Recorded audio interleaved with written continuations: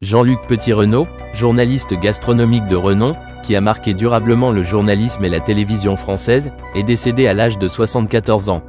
Son décès est une grande perte pour le monde du journalisme et des gourmands, domaine auquel il a consacré sa vie.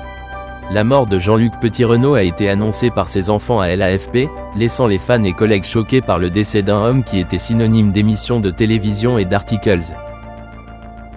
Jean-Luc Petit-Renaud est né en France en 1949 et a commencé sa carrière comme journaliste écrivant sur des sujets culinaires. Passionné par la richesse de la cuisine et de la culture culinaire de son pays, il a passé des années à faire des recherches et à écrire sur les restaurants, les chefs et les ingrédients phares de la France.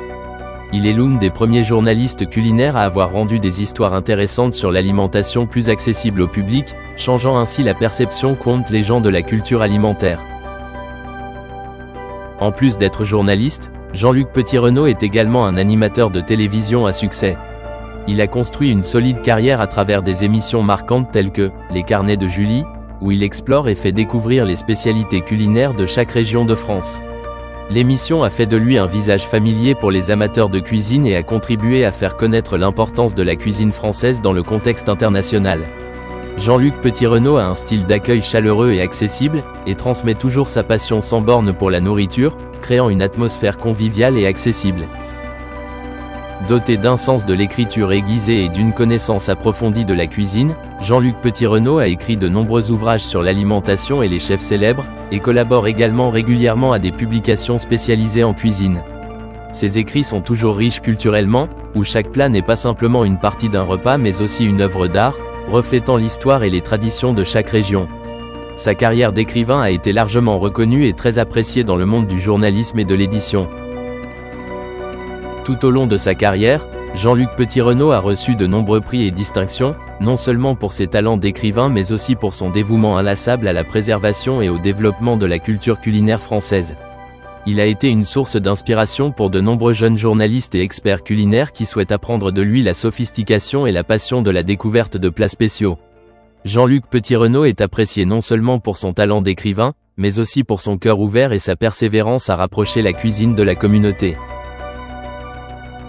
Bien qu'il soit une personne célèbre dans le monde de la presse et de la télévision, Jean-Luc Petit-Renaud est une personne très humble et simple. Il prend toujours le temps de discuter avec les amateurs de cuisine et est toujours prêt à partager ses connaissances avec tout le monde. Pour lui, la cuisine n'est pas seulement une carrière, mais une vie, un voyage de découverte et d'expérience constante. À travers ses écrits et ses émissions de télévision, Jean-Luc Petit-Renaud a donné au monde un aperçu du monde de la cuisine, des plats traditionnels aux créations de chefs modernes. La perte de Jean-Luc Petit-Renaud est une grande perte pour le journalisme et la cuisine française, et ceux qui l'aimaient, lui et sa carrière, n'oublieront jamais ses contributions. Il restera toujours dans les mémoires comme un journaliste talentueux, un excellent présentateur et un professeur respecté dans le domaine culinaire. Son décès laisse un vide dans le secteur du journalisme et de la radiodiffusion qui sera difficile à combler, mais ses œuvres et son héritage vivront à jamais dans le cœur du public et des générations futures. Jean-Luc Petit-Renaud n'est pas seulement une icône du journalisme culinaire, mais aussi un homme au grand cœur, travaillant toujours avec amour et respect pour la riche culture culinaire de la France. Le monde culinaire a perdu un homme passionné et dévoué, mais son travail continuera à se propager et à inspirer les générations à venir. Nous nous souviendrons toujours de Jean-Luc Petit-Renaud comme de quelqu'un qui nous a apporté non seulement des histoires culinaires fascinantes mais aussi des leçons de persévérance, d'amour du métier et de respect des valeurs culturelles traditionnelles de l'alimentation. Jean-Luc Petit-Renaud, figure particulière du monde culinaire français, a laissé une empreinte profonde non seulement à travers ses œuvres mais aussi à travers une vie colorée et exploratrice. Né et élevé en Auvergne, région réputée pour sa nature préservée et son atmosphère paisible, Jean-Luc a des souvenirs d'enfance liés au poêle de sa grand-mère. Lors des après-midi froids d'hiver, assis autour du poêle, sa grand-mère lui enseignait les valeurs culinaires, la minutie dans chaque plat et surtout, l'amour dans chaque repas. On peut dire que ce sont ces soirées chaudes au coin du feu qui ont formé son amour profond pour la cuisine, un amour qu'il a suivi toute sa vie et est devenu un élément indispensable de sa carrière. Avant de devenir une icône culinaire, Jean-Luc Petit-Renaud était soudeur et chaudronnier, des métiers qui semblaient sans rapport avec l'art culinaire, mais qui l'ont aidé à former sa persévérance et sa prudence dans toutes les actions. Ces emplois lui ont appris le souci du détail et la manière de créer des produits durables, ce qu'il a ensuite appliqué dans sa carrière. Mais c'est en débutant sa carrière d'acteur que Jean-Luc a réellement trouvé sa propre voie. Il n'est pas seulement un acteur de cinéma, mais aussi un acteur dans sa propre cuisine. Comme l'explique le célèbre critique gastronomique Perico Légas, il a dramatisé l'acte de manger et la gourmandise. Oui, pour Jean-Luc, chaque repas n'est pas seulement un besoin physique mais aussi un jeu émotionnel, où chaque plat porte sa propre histoire, un message qu'il souhaite transmettre. Jean-Luc Petit-Renaud est devenu un phénomène dans l'industrie culinaire française, mais ce qui le distingue, c'est son propre style. Il s'est invité dans les cuisines de chefs célèbres, tels que Paul B.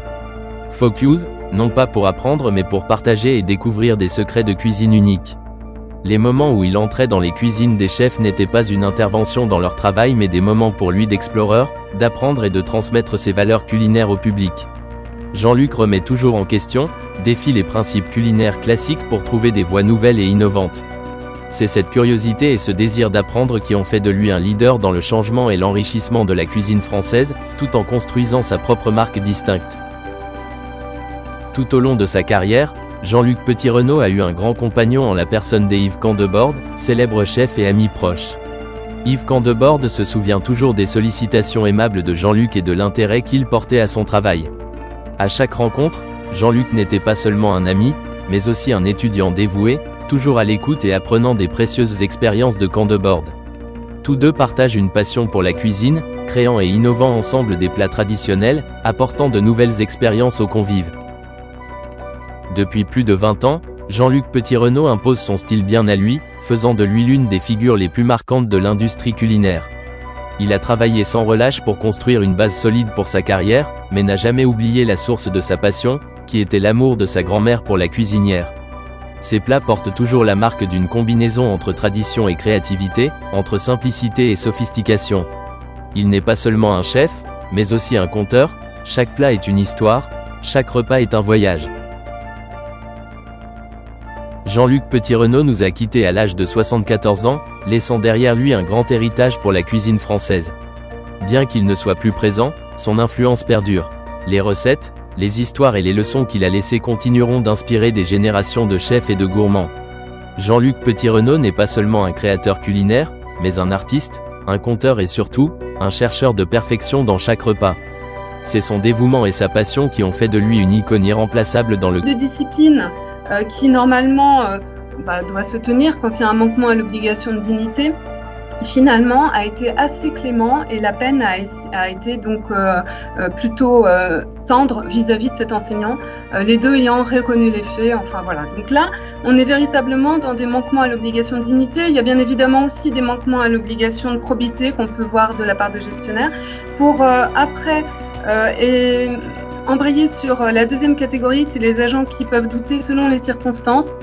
Je ne vais pas m'étendre sur le sujet des élections municipales et des mandats de maire et de directeur d'école. Par contre, selon la position de l'agent, on peut avoir des cas un peu particuliers, et notamment quand un agent est en congé de longue durée et qui du coup il est rémunéré à plein traitement par son administration dans ce cadre-là, et qu'on apprend au détour de quelques pages Google qu'il exerce des fonctions qui sont loin d'être accessoires d'hypnothérapeute, alors que c'était une activité qui n'était pas du tout déclarée et pour lequel on sentait qu'il prenait la tâche de ses fonctions de professeur des écoles pour avoir une clientèle dans le cadre de sa fonction d'hypnothérapeute, puisqu'il avait lui-même dit dans un courrier que s'il était révoqué, il perdrait tout crédit auprès de sa clientèle. Donc je vois pas trop le lien qu'il a pu faire entre ses missions de prof des écoles et d'hypnothérapeute pour en faire cette déduction. Bien évidemment, il était aussi dans une commune vendéenne petite, donc ses clients pouvaient être également des usagers de l'établissement dans lequel il officiait avant d'être en congé de longue durée. Donc bien évidemment, les rémunérations versées par l'État dans ce cadre-là ont été récupérées par des indus de rémunération, et puis il n'avait donc pas demandé une autorisation de cumul d'activité pour cette activité d'hypnothérapeute. On a le cas aussi d'un professeur des écoles en SECPA qui est à ses heures perdues le week-end coach sportif et qui demande à son chef d'établissement d'embaucher 2 jeunes gens qu'il entraîne régulièrement les week-ends pour être assistants d'éducation au sein de l'établissement. Donc là, on parle aussi un peu de conflit d'intérêts, enfin il y a quand même quelques confusions des genres qui peuvent être préjudiciables à l'image de l'administration. Pour évoquer et tenir les minutes imparties, le cas des agents qui ne se posent aucune question, on le voit beaucoup dans le cadre des réseaux sociaux et notamment là, il y a vraiment une représentation de la fonction qui est complètement erronée. Et donc, des propos sont tenus sur les réseaux sociaux qui sont vraiment de nature à mettre en péril les fonctions d'autorité exercées par un enseignant. Par exemple, alors là, c'est un CPE qui pose sur Facebook en mode public avec une femme dans une posture et une tenue jugée choquante. Une professeure de lycée professionnel, ça a été vu également, qui posait seins nus avec une pancarte « Je suis professeur ». Vous avez aussi tout ce qui se passe dans la salle des enseignants et notamment les échanges sur la vie privée des élèves qui ne regardent que la relation entre l'enseignant qui est au courant et l'élève et en l'occurrence les manquements à l'obligation de discrétion professionnelle. Donc voilà un petit peu le triptyque que je voulais vous présenter dans le cadre justement des manquements qu'on peut constater au sein académique. Merci Béatrice Penin. Troisième question, Timothée Gallo, bonsoir.